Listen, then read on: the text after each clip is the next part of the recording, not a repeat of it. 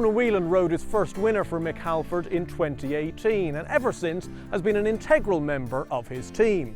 He also rode winners for Tracy Collins in the past, so when that duo decided to combine forces 2 seasons ago, it was the perfect fit for the Group 1 and Royal Ascot winning jockey. So now, what next for one of the biggest rising forces in the Irish weighroom with an undeniable appetite for more high-profile success?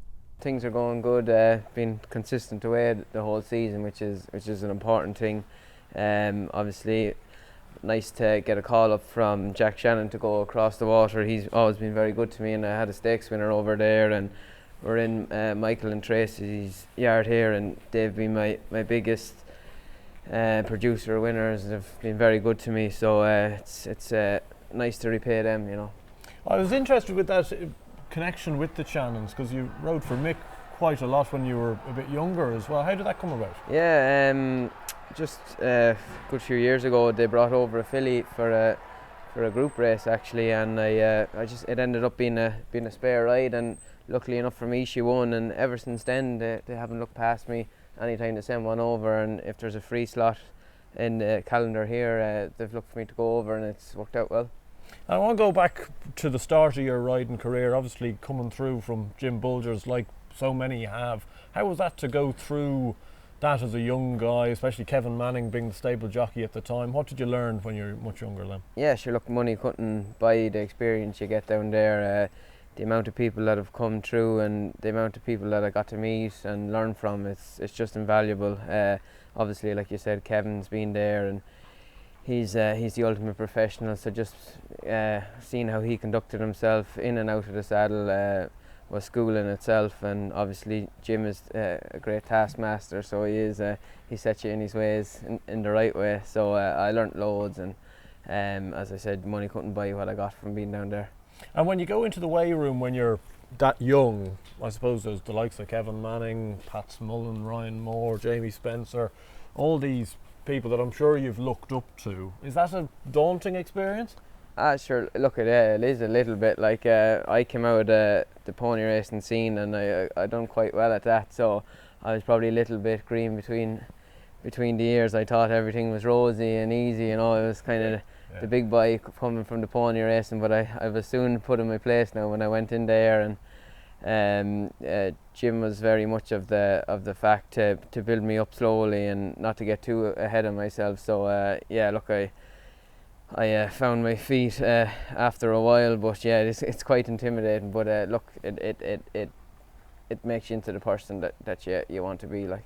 Not that many people have the luxury of riding a Royal Ascot winner. Certainly not many for a local trainer, a smaller trainer, I suppose, which you did with Jenny's Jewel, for a man that you known for an awful long time in Jarlath Vai. Yeah, that was a huge day now. That meant a lot. Like be family friends with the fatties. I went to school with Jarlath's daughter Ciara. I'd be kind of close, nigh on best friends and that, and to go over there and have a day like that, you don't really appreciate it until you look back on it, how difficult it is and how special it was. And yeah, that's definitely a day I'll never forget.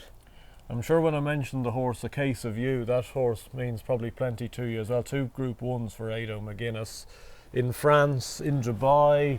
Geez, must have had some fun out in Dubai after the Alcross. Yeah, he's again, looking back, the journey he took us on, like he literally took us all over the world. Like we had the big day, World Cup night in France, Paris, and then we got the trip out to the Breeders' Cup. He ran 5th in that, and another 100 yards he would have been 3rd. Like yeah, he's kind of the horse of a lifetime, you know, and I suppose that gives you the hunger to go and try find another one like him.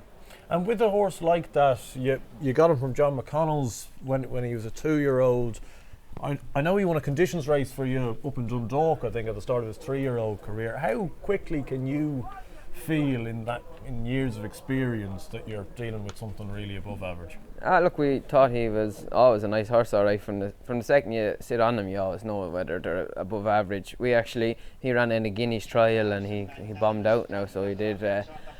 He was much too keen, and sure, hindsight's a great thing. He's just got a lot of natural speed, so he ended up winning an Abbey and an Alquoise. So there's a reason why he was keen. You know, we were doing a bit of head scratching after that day, because we did think he was a nice horse. Like the dream scenario was to go and be competitive in the Guineas trial and maybe go on to the Guineas, but we had to go to plan B and we went back and trip rather than up. And fast forward to this season, as you say, you got a call up from Jack Shannon to win a listed race over in Goodwood, but winning a Group 3 for Ballydoyle for Aidan O'Brien, not only to be, I suppose, entrusted with that sort of a ride, but then to go and deliver the goods must have been a huge boost. Even like not that you need the boost in confidence, but that a trainer like that, with the ammunition he has, is going to give you that opportunity. Yeah, that was very satisfying. You know, I've had a few rides for Aidan down through the years, but look, the filly did have a lightweight, so that probably ruled out a couple of guys. But still, at the same time, he still didn't look past me. And as you said, the most satisfying thing about it all was to go and deliver and get it done. There's famous colours and synonymous worldwide, you know, so yeah, that was a nice feather in the cap. And finally, your relationship with Mick and Tracy both goes back many years at this stage. Seems a lovely team here in Cunningham Lodge. How would you go about trying to push into words your relationship with them? Yeah, I can't put into words how good they've been to me, both like on and off the track.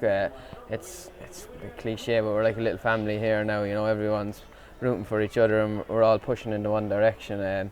The horses, if they're not winning, they've been bang on the money all year and they're in great health. As you can see yourself, there's a great atmosphere around the yard here. Everyone's happy and, you know, pulling their weight. So look, I think last year it was a good set in stone. We had a good year and we're on track to beat last year, and I think if we can keep on that direction, you know, the future is exciting for us here. And with the Irish Champions weekend just round the corner as well, Mick and Tracy have a few entries, the likes of Charlie Chute. Lord Church has done you a few turns this year in a few of the big festivals. Yeah, exactly. He won 3 in a row and ran a good race to be third against a couple of improvers the last day. I still don't think he's finished improving, so I think he'll start up in the mile and a quarter handicap on Sunday, and he'll definitely run a big race. And Charlie Chute is rock solid. He always runs his race. You can set your clock by him, and kind of a filly on the up is Amira Jamira. She's after winning her last 2, and she could be one that might be still ahead of the handicapper. Like, she's a typical one the yard really does well with. They seem to keep on improving, and I think she's not finished with yet, so hopefully she can show up well.